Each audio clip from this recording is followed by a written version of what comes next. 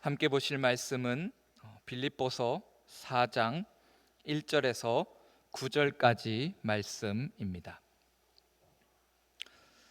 빌립보서 4장 1절에서 9절까지 말씀 제가 읽도록 하겠습니다. 그러므로 나의 사랑하고 사모하는 형제들, 나의 기쁨이요 면류관인 사랑하는 자들아, 이와 같이 주 안에 서라. 내가 유오디아를 권하고 순두개를 권하노니 주 안에서 같은 마음을 품으라. 또 참으로 나와 멍에를 같이 한 내게 구하노니 복음에 나와 함께 힘쓰던 저 여인들을 돕고 또한 글레멘드와 그 외에 나의 동력자들을 도우라. 그 이름들이 생명책에 있느니라. 주 안에서 항상 기뻐하라. 내가 다시 말하노니 기뻐하라. 너희 관용을 모든 사람에게 알게 하라. 주께서 가까우시니라. 아무것도 염려하지 말고 다만 모든 일에 기도와 간구로 너희 구할 것을 감사함으로 하나님께 아뢰라. 그리하면 모든 지각에 뛰어난 하나님의 평강이 그리스도 예수 안에서 너희 마음과 생각을 지키시리라. 끝으로 형제들아, 무엇에든지 참되며 무엇에든지 경건하며 무엇에든지 옳으며 무엇에든지 정결하며 무엇에든지 사랑받을 만하며 무엇에든지 칭찬받을 만하며 무슨 덕이 있든지 무슨 기림이 있든지 이것들을 생각하라. 너희는 내게 배우고 받고 듣고 본 바를 행하라. 그리하면 평강의 하나님이 너희와 함께 계시리라. 아멘. 오늘 본문 1절은 그러므로라고 시작합니다.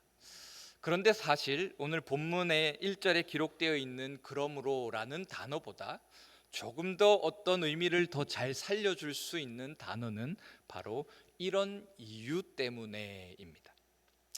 그러니까 오늘 본문 1절은 이런 이유 때문에 나의 사랑하고 사모하는 형제들, 나의 기쁨이요 면류관인 사랑하는 자들아, 이와 같이 주 안에서 서라라고 바울은 얘기합니다. 그렇다면 바울은 도대체 이 빌립보 교회가 어떤 상황이었기에, 또 왜 바울은 빌립보 교회를 향해서 너희가 그리스도 안에서 이와 같이 서 있어야 한다라고 말했을까 하는 것입니다. 그것을 빌립보서 3장 17절에서 21절이 알려줍니다. 제가 읽어드리겠습니다. 17절에서 21절을 보면 이렇게 기록합니다. 형제들아, 너희는 함께 나를 본받으라. 그리고 너희가 우리를 본받은 것처럼 그와 같이 행하는 자들을 눈여겨보라. 내가 여러 번 너희에게 말하였거니와 이제도 눈물을 흘리며 말하노니 여러 사람들이 그리스도의 십자가의 원수로 행하느니라. 그들의 마침은 멸망이요 그들의 신은 배요 그 영광은 그들의 부끄러움에 있고 땅의 일을 생각하는 자라. 그러나 우리의 시민권은 하늘에 있는지라. 거기로부터 구원하는 자 곧 주 예수 그리스도를 기다리노니 그는 만물을 자기에게 복종하게 하실 수 있는 자의 역사로 우리의 낮은 몸을 자기 영광의 몸의 형체와 같이 변하게 하시리라 라는 것입니다. 그러니까 바울은 빌립보 교회를 향해서 지금 수많은 사람들이 그리스도의 십자가의 원수로 행하고 있는 이때에 너희의 시민권, 너희가 부름받고 너희가 임명받아서 존재케 된 너희의 그 신분의 변화를 일으킨 그 시민권이 하늘에 있기 때문에 너희들은 주님을 기다리며 주님께서 자신의 몸된 교회를 사랑하셨던 것처럼, 주님께서 이 땅에서 교회의 확장을 위해 복음을 전하셨던 것처럼, 하나님의 사랑을 이 땅 가운데 밝히 드러내셨던 것처럼 너희도 복음을 전하며 그 복음을 드러내며 너희도 그렇게 행하라라고 바울은 얘기한다라는 것입니다. 그러니까 이런 이유 때문에 너희가 부름받으면서 예수 그리스도께서 약속하신 그 약속, 예수님께서 모든 것을 자기에게 복종하게 하실 수 있는 그 예수님께서 우리의 낮고 낮고 낮은 몸을 자기 영광의 몸의 형체와 같이 변하게 하실 그 약속으로 인하여서 우리는 서야 한다라는 것입니다. 우리가 잘 아프고 잘 잊어먹으며 무엇인가 하려 하지만 늘 실수투성이인 우리의 그 낮고 낮은 몸, 우리가 이 세상 속에서 그리스도인이라 살아가지만 사실 우리가 그리스도인으로서 세상 사람들과 별반 다를 것 없이 살아가는 그 우리의 모습 속에서도 불구하고 우리가 서야 하는 것은 바울이 바로 주님께서 우리를 부르셨기 때문이다라고 말씀하신다라는 겁니다.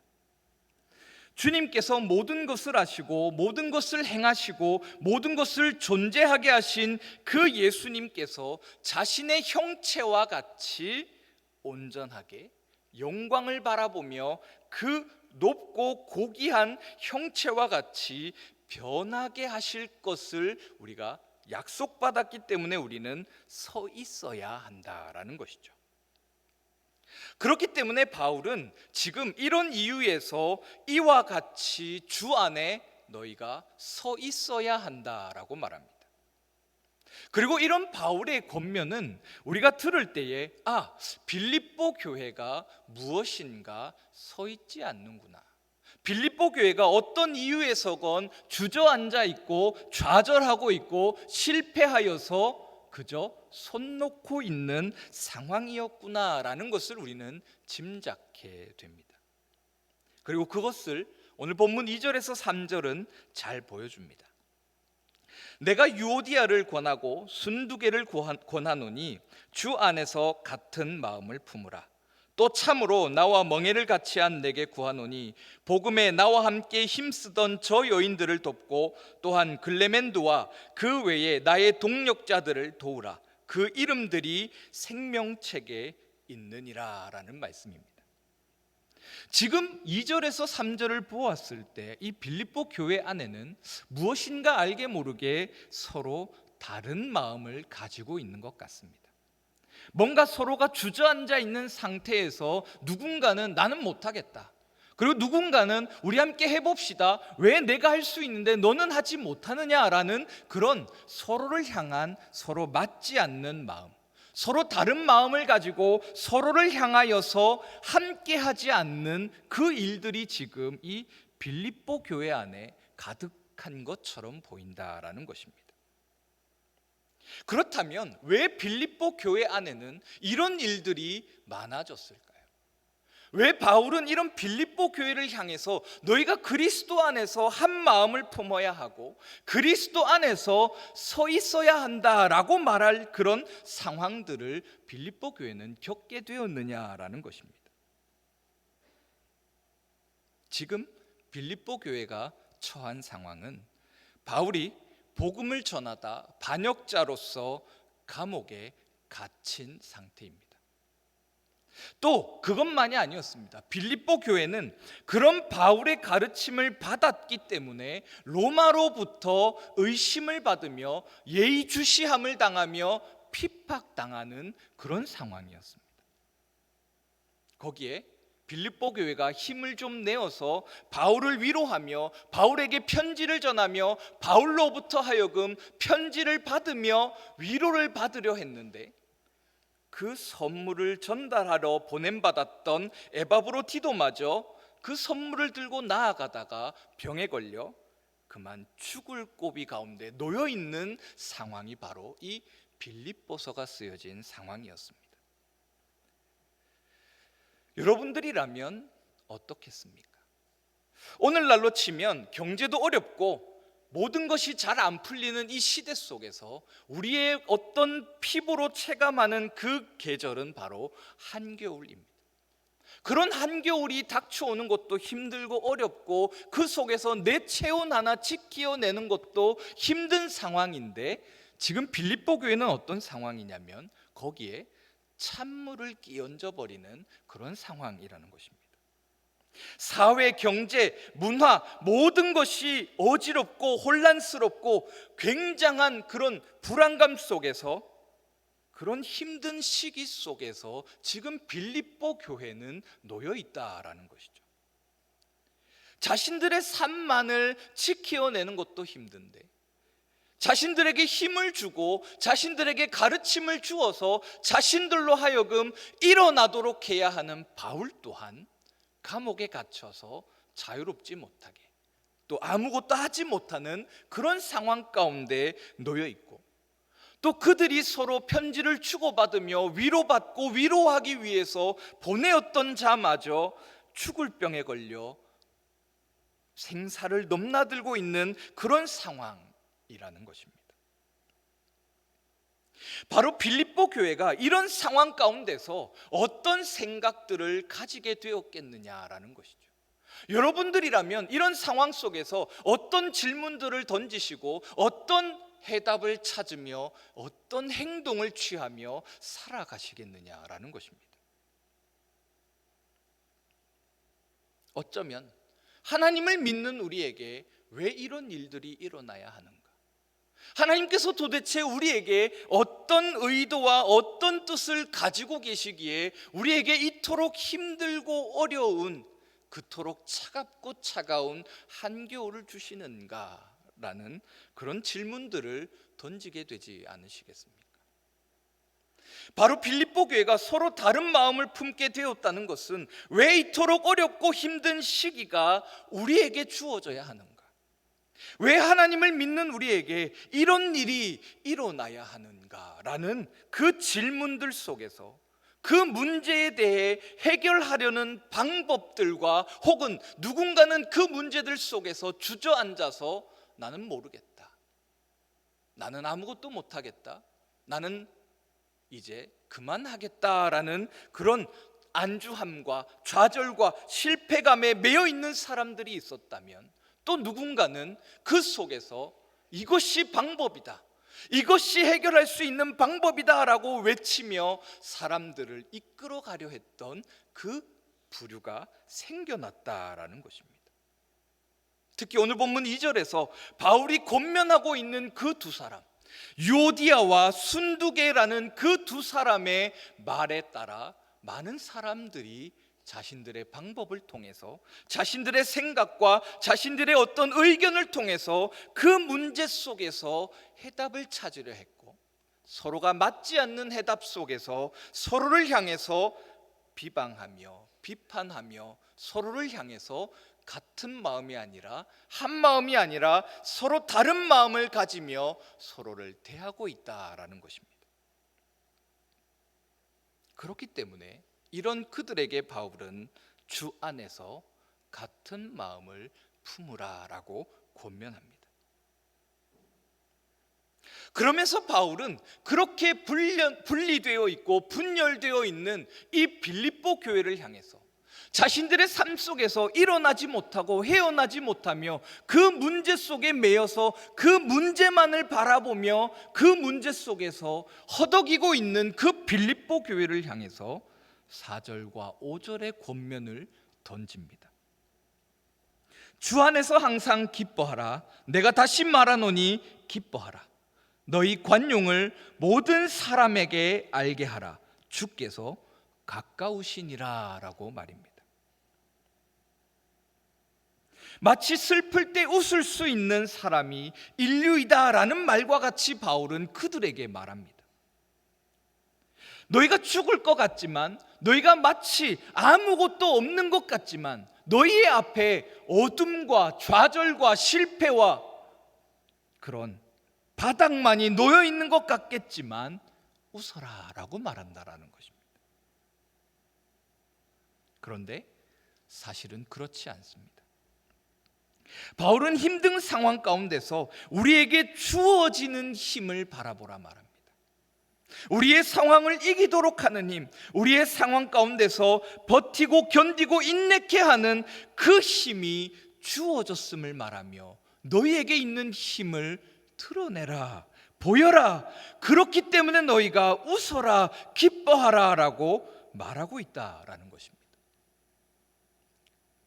그러면서 5절에서 바울은 더 나아가서 너희 관용을 모든 사람에게 알게 하라라고 권면합니다. 힘든 상황에서 여유를 가지도록 하는 힘, 나도 먹고 살기 힘들고 어렵지만 당장에 내 목숨이 죽음 앞에 놓여 있는 상황이지만 그 상황 속에서 내 주변에 있는 사람들을 돌아보며 내 것을 나눌 수 있는 그 여유, 그 힘을 보여라라고 권면한다라는 것입니다. 그렇다면 그 힘은 무엇일까요? 도대체 그 힘은 어디에서부터 나오며 그 힘은 무엇일까요? 그것을 바울은 6절에서 7절에서 기도라고 소개합니다. 6절에서 7절은 이렇게 기록합니다. 아무것도 염려하지 말고 다만 모든 일에 기도와 간구로 너희 구할 것을 감사함으로 하나님께 아뢰라. 그리하면 모든 지각에 뛰어난 하나님의 평강이 그리스도 예수 안에서 너희 마음과 생각을 지키시리라 라고 말입니다. 바울은 6절에서 7절을 통해서 기도에 대해서 하나님께서 주실 것을 구하는 힘으로 기도를 소개합니다. 기도할 수 있다는 것은 우리로 이 세상의 문제와 어려움 속에서 모든 길이 막혀 있는 답답함과 두려움, 불안감을 뚫어버리는 또 다른 길이라는 것입니다. 그러니까 하나님께서 우리의 신음소리를 들으시고 하나님께서 우리의 아픔과 우리의 슬픔을 그냥 내버려 두지 않으시는, 우리를 사랑하시는 하나님, 우리를 향한 사랑이 그 누구보다, 그 어떤 존재보다 더 크고 더 강하신 분이라는 것을 우리로 깨닫게 하는 그 길, 그것이 바로 기도라는 것입니다. 따라서 자녀가 부모님 앞에서 평안을 누리는 것처럼 조그마한 아기가 자신보다 덩치도 크고 키도 큰 어른들을 만나서 무서울 때에 그 조그마한 아이가 자신의 부모님 뒤에 숨는 것과 같이, 그러면서 그 아이가 그 부모님 뒤에서 평안을 누리게 되는 것처럼 지금 우리도 이 세상의 두려움과 불안감이 엄습해 올 때에, 우리의 삶이 좌절과 실패와 낭만과 바닥에 바짝 붙어 있는 것 같을 때 하나님께 기도함으로 하나님의 품에 숨어야 한다라고 말하는 것입니다. 그리고 우리가 하나님의 품에 숨게 될 때에 바울은 오늘 본문 7절에 기록된 것처럼 모든 지각에 뛰어난 하나님의 평강이 그리스도 예수 안에서 너희 마음과 생각을 지키실 것이다 라고 말씀하는 것이죠. 그러면서 바울은 편지를 마무리합니다. 그리고 바울은 편지를 마무리하며 이렇게 요청합니다. 우리 8절 말씀 함께 같이 읽어보도록 하겠습니다. 시작. 끝으로 형제들아, 무엇에든지 참되며 무엇에든지 경건하며 무엇에든지 오르며 무엇에든지 정결하며 무엇에든지 사랑받을 만하며 무엇에든지 칭찬받을 만하며 무슨 덕이 있든지 무슨 기림이 있든지 이것들을 생각하라 라고 말입니다. 무엇에든지 참되며 무엇에든지 경건하며 무엇에든지 오르며 무엇에든지 정결하며 무엇에든지 사랑받을 만하며 무엇에든지 칭찬받을 만하며 무슨 덕이 있든지 무슨 기림이 있든지 이것들을 생각하라 라고 말입니다. 그리고 이것을 공동번역은 이렇게 번역하며 우리에게 좀 더 이해를 도와줍니다. 형제 여러분, 끝으로 여러분에게 당부합니다. 여러분은 무엇이든지 참된 것과 고상한 것과 옳은 것과 순결한 것과 사랑스러운 것과 영예로운 것과 덕스럽고 칭찬할 만한 것들을 마음속에 품으십시오라고 번역합니다. 바울은 모든 것이 꽁꽁 얼어붙어 있는 그 겨울 속에서 그 겨울의 한파를 참된 것, 고상한 것, 옳은 것, 순결한 것, 사랑스러운 것, 영예로운 것, 덕스럽고 칭찬할 만한 것들을 품은 따뜻한 마음으로 녹이라라고 말합니다. 그리고 이 모든 것들이 가리키는 것은 결국 바로 하나님의 마음이라는 것입니다. 하나님께서 가장 참되시고 하나님을 아는 지식이 가장 고상하며 하나님의 기준이 가장 오르며 하나님의 존재 자체가 순결하시며 하나님이 가장 사랑이시며 하나님의 영광만이 가장 영예로우며 하나님께로부터 나오는 모든 것들이 덕스러우며 칭찬할 만한 것이기 때문이라는 겁니다. 따라서 바울은 우리에게 하나님 앞에 살아가라라고 요청합니다. 오늘 본문의 제목을 코람데오라고 잡았습니다. 코람데오라는 것은 코람이라는 라틴어와 데오라는 라틴어의 합성어입니다. 제가 말씀드리지 않아도 여러분들이 많이 들었고 잘 아실 그 말, 바로 코람데오입니다. 이 뜻이 무엇입니까? 코람데오의 의미가 무엇입니까? 바로 하나님의 얼굴 앞에서, 하나님의 그 존재 앞에서 살아가라라는 말입니다. 우리가 부단히 하나님의 말씀을 가까이 하고 하나님 앞에 기도하며 하나님 앞에 선다는 것은 바로 코람데오입니다. 그리고 그렇게 할 때에 바울은 9절 하반절과 같이 그리하면 평강의 하나님이 함께 계시리라 라고 약속하며 오늘 본문의 말씀을 마무리한다라는 것입니다. 이 시간 여러분들은 이 시대 속에서, 오늘날 우리에게 주어진 이 추운 겨울 속에서 어떤 힘으로, 무엇을 통해서 힘을 얻으며 무엇을 통해서 일어서며 무슨 마음을 품고 살아가려 하십니까?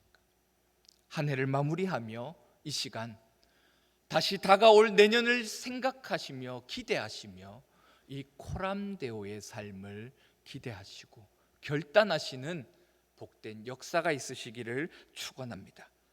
하나님과 함께 할 때에만이 평강의 하나님께서 우리를 일으키시고 평강의 하나님께서 우리와 함께 하시며 우리의 마음에 흩어지지 않고 뭉치며 한 마음을 품을 수 있는 그 힘을 주실 것을 기대하시며 그 힘을 누리시는 복된 교회, 우리의 삶이 되시기를 소원합니다. 이 시간